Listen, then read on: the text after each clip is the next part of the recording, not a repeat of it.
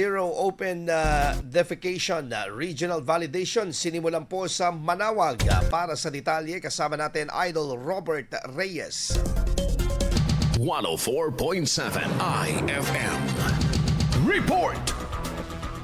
Formal nang sinimulan ang 3 araw na Zero Open Defecation Regional Validation sa bayan ng Manawag noong Hunyo 17, 2026 bilang bahagi ng pagsusuri sa pagsunod ng mga barangay sa pamantayan ng kalinisan at sanitasyon. Pinangunahan ng mga sanitary engineers at personnel mula sa Department of Health, Center for Health Development, Region 1, katuwang ang Provincial Health Office, ang aktibidad na sumasaklaw sa 26 na barangay ng bayan. Layunin ng ZOD validation na tiyakin na wala ng open defecation sa komunidad at ganap na naipapatupad ang wastong sanitation standards. Ayon sa mga kinaukulan, mahalaga ito sa pagpigil ng mga waterborne disease, pagpapanatili ng kalinisan sa kapaligiran at pagpapabuti ng kalusugan ng mga residente. Binigyang din ng pagkamit at pagpapanatili ng ZOD status ay isang mahalagang hakbang tungo sa mas ligtas, malinis at mas maayos na pamumuhay ng bawat mamamayan. Kasama mo Idol Robert Reyes, Tatak,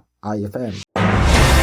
IFM News. IFM News. IFM News.